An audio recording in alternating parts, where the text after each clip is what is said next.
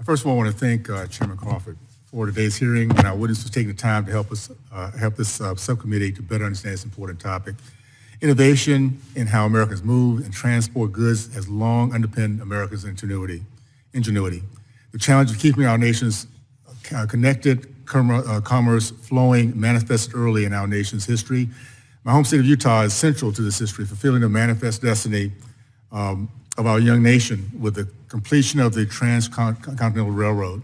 Since then, America has continued to be at the forefront of transportation and logistical innovation, introducing the world to our automobiles, interstate highways, commercial aviation, space exploration, ride sharing, and simply to name a few.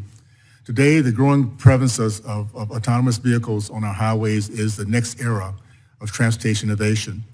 Automation holds immense promise to enhance safety and efficiency while also stimulating economic growth in our commercial motor vehicle sector.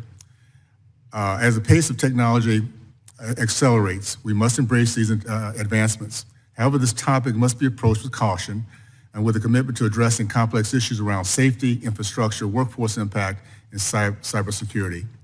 After safety, my constituents are most concerned on the impact of American jobs.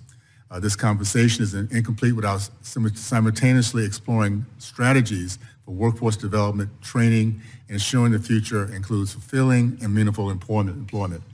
My goal is to ensure that our workforce needs and education evolves as this industry evolves. Mr. Owens, we're losing progress on innovation because of U.S. government isn't keeping pace. Are we losing progress because we're not keeping pace in terms of our government itself? And what steps should Congress take to boost the U.S. AV industry? Thank you. I've certainly answered to much worse than that, so appreciate the question. As we look at the situation America's in right now in this space, we see that we're leading, that we have this, incredibly gifted people come here, develop this technology, and have a lead. But we know that, for example, China is investing heavily and working hard to ultimately eclipse us. I think that as a nation, we need to continue to foster innovation in this space. There's an opportunity, whether it's, as we've talked about with the warning beacons, to start to see this technology out on the road and deployed, the opportunity to support that with FMCSA.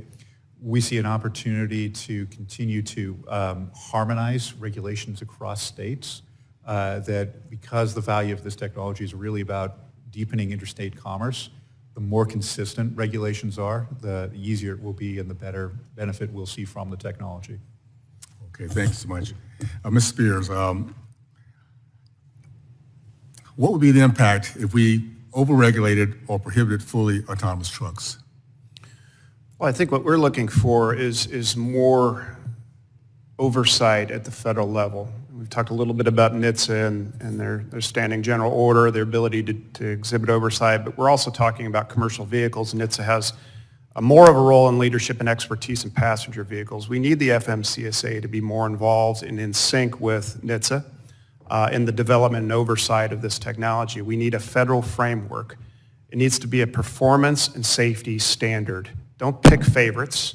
And we have forward-leaning policies on speed limiters, ELDs, AEB, but we want a performance standard that lets innovation thrive, and we want it to govern all 50 states. We don't want a patchwork of rules that are confusing, not only to innovation, but to our industry's ability to adopt it. So your ability to hand DOT, particularly NHTSA and FMCSA, the structure, the staff, the resources, so that they have the expertise to oversee a federal framework. Make it a performance standard. That's something that we all understand and can measure. You're going to have more data coming in. You all are going to have much better oversight and understanding where this is trending if you give us that federal framework. So that would be something that we would recommend. Our testimony exhibits that. We have the last few seconds. What would be the result if we ceded leadership in this industry to China? And I'm going to, Mr. Farrell, would you mind maybe addressing that? Thank you, Congressman. I'd be happy to. And I want to underscore what Mr. Urmson said about competition with China. The reality is that China wants to be the world leader when it comes to autonomous vehicle technology. We need to make sure that that doesn't happen. We need to make sure the United States is the global leader. It means Congress working on a bipartisan basis with FMCSA on making sure that we've got clarity on important rules. This hearing is an important piece of that, and certainly appreciate the opportunity to talk with you today about that.